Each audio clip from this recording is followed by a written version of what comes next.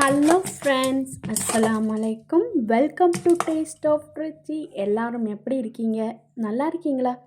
இன்றைக்கி ஒரு ரம்ஜான் ஸ்பெஷலாக நோன்பு கஞ்சி எப்படி செய்யலான்னு பார்க்க போகிறோம்.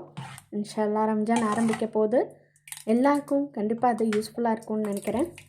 இந்த ரெசிபி எப்படி செய்யலான்னு பார்க்கலாம்.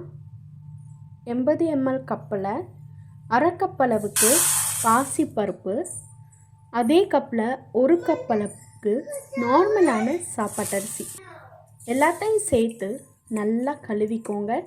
ஒரு 2-3 தண்ணி நல்லா வாஷ் பண்ணதுக்கப்புறம் நல்லா தண்ணி ஊற்றி ஒரு அரை மணி நேரத்துலேருந்து 1 மணி நேரம் வரைக்கும் நல்லா ஊற வச்சுக்கோங்க. இது 1 pot ரெசிப்பியாக தான் பண்ண போகிறோம். நல்லா ஊறின அந்த அரிசியும் பருப்பையும் குக்கரில் சேர்த்துக்கோங்க. மூழ்கிற அளவுக்கு தண்ணி இருக்கட்டும்.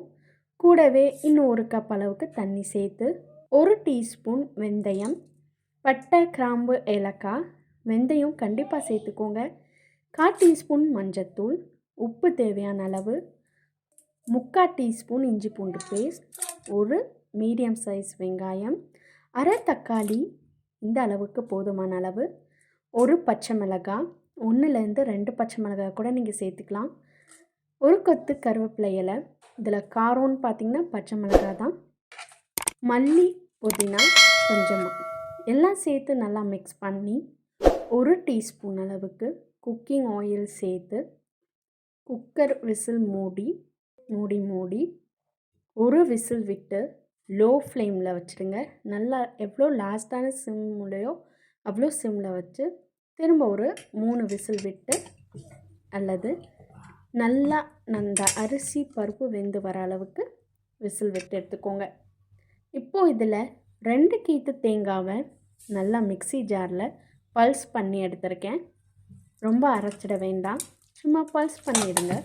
அதையும் இதோடு சேர்த்து நல்லா மசிச்சுக்கோங்க. இந்த மாதிரி செய்கிறதால சாப்பாடு இன்னும் நல்லா கொலைய வெந்து வரும். இப்போது இந்த ஸ்டேஜில் நம்மளுக்கு வேண்டிய அளவு தண்ணி சேர்த்துக்கலாம். ஆரம்பத்திலேயே குக்கரில் விசில் விடும்போது நீங்கள் வேண்டிய அளவு கஞ்சிக்கு வேண்டிய அளவு தண்ணி ஊற்றிட்டிங்கன்னா குக்கர்லேருந்து வெளியே வர ஆரம்பிச்சிடும்.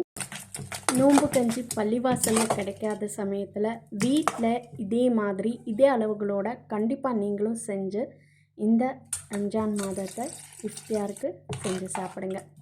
இதே மாதிரி வேறு ஒரு ரெசிப்பியில் உங்கள் எல்லாரையும் மீட் பண்ணுறேன். பிடிச்சிருந்தா உங்கள் ஃப்ரெண்ட்ஸ் அண்ட் ஃபேமிலிக்கு மறக்காமல் ஷேர் பண்ணிக்கோங்க. தேங்க்யூ.